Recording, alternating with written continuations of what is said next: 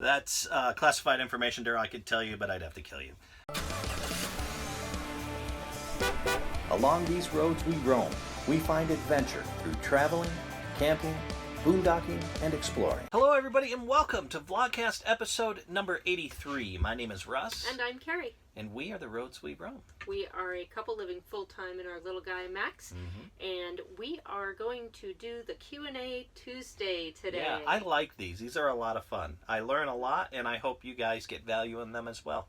So this is our March 5th, 2019 episode, and we have a lot of really good questions submitted by all of our viewers. So let's jump right to it. Let's do it.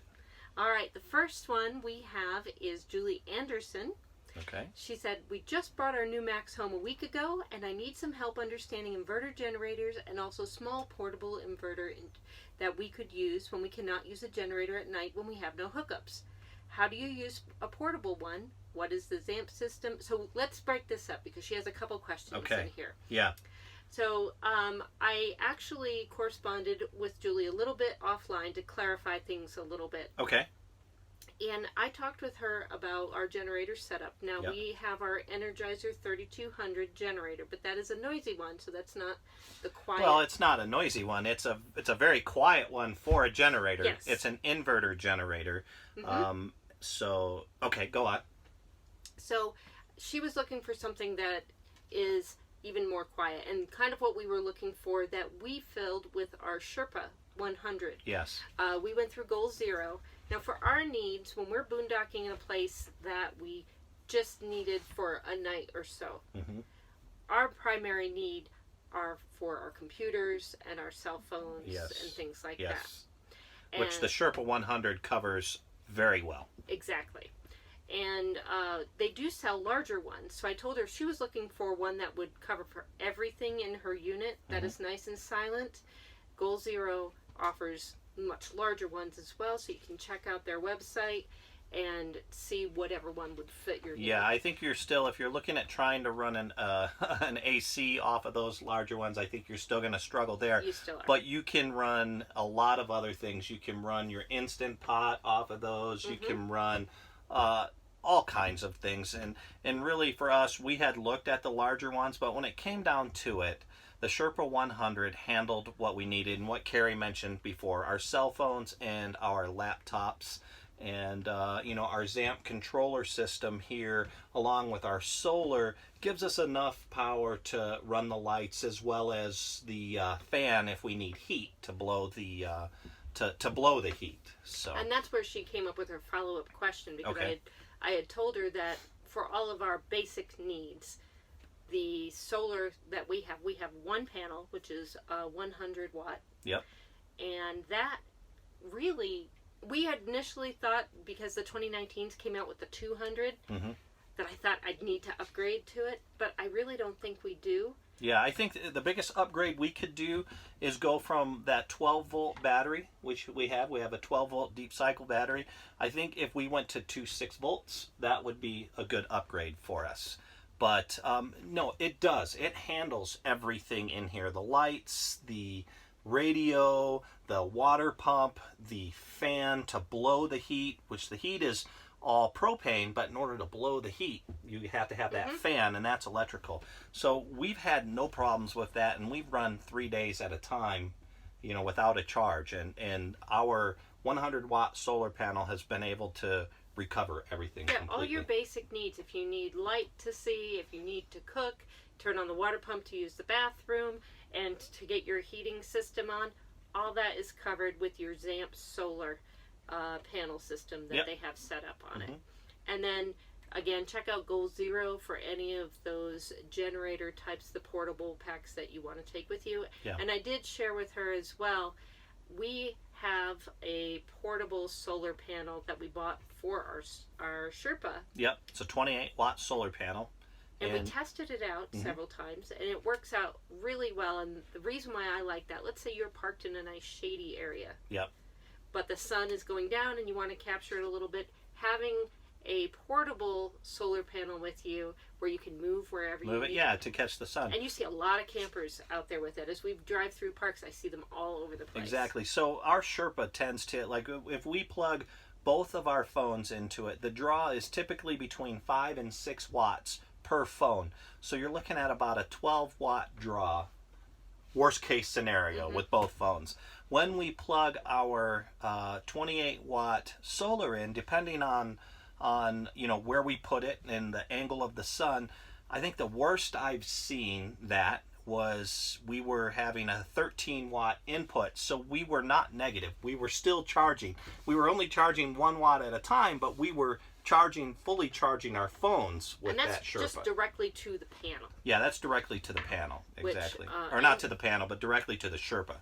And the Sherpa and a lot of these other little portable generators, you can charge them when you are at a place where you can plug in, which it'll do it very quickly, or you can charge it with your solar panels. Or you can charge it in your vehicle when you're driving in your vehicle too. Exactly. So it gives you a lot of options, so that way you have power no matter where you go. And the neat thing about the solar is, if let's say you didn't want to pull the Sherpa out, or the Sherpa was packed away, you can set that solar panel out there, plug your cell phone in, and charge your cell phone directly off that solar panel as well.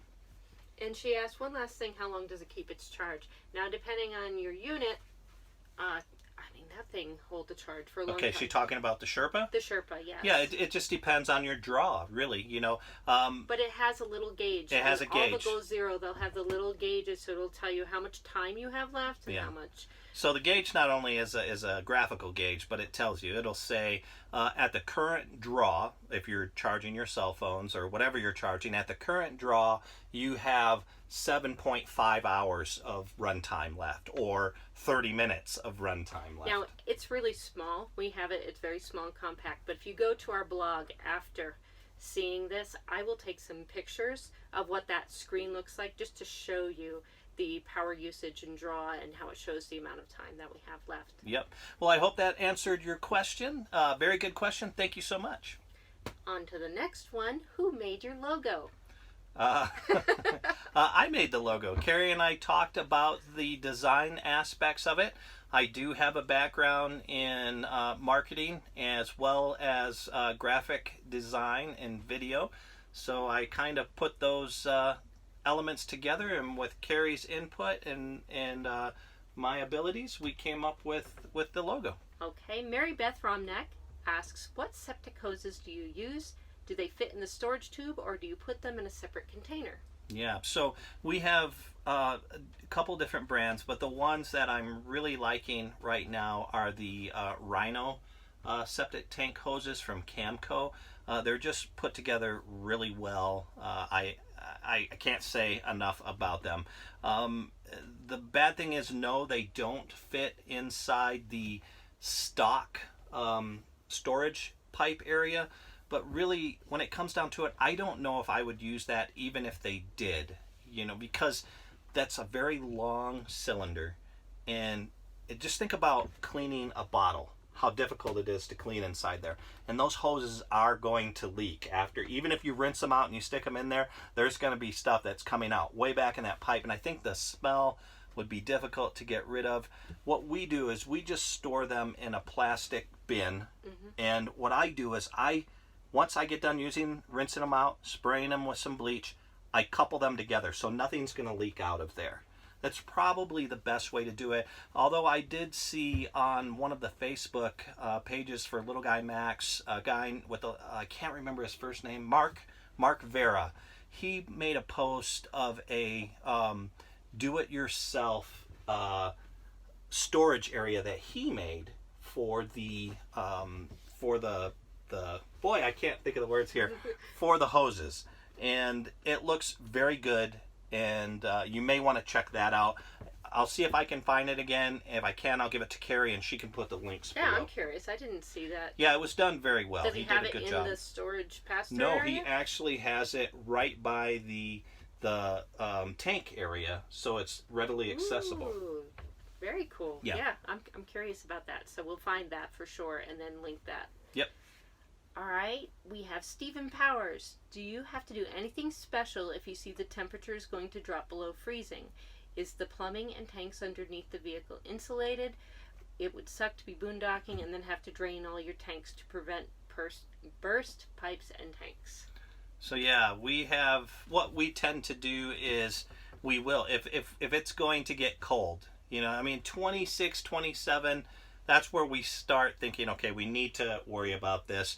What we typically do is we just we pull the fresh water off so we don't have water coming in, and then we'll drain our lines. We'll just run the water until there's no more water in it. But as Kerry mentioned before, we live in this and we have the propane going. It heats the floors, the pipes that are all right down near the floor area. We have not had a single problem, and really we don't dump the black or the gray or even the freshwater tank. We just get rid of the stuff that's in the lines as well as coming in, and we've never had an issue with it. And we've been in 16-degree weather and sub-freezing weather for several days on end and have not had a problem with it. I think it's because we are living in it. It's not sitting still, and we are heating it. So the heat from the floors kind of heats those It's pipes. not as cold as it would be if it were just sitting there somewhere. But I have seen some interesting ideas. One couple skirted around the area, and then they took the actual ducting, the vents, and revented it or reducted it so that it hit areas where the pipes were inside the trailer.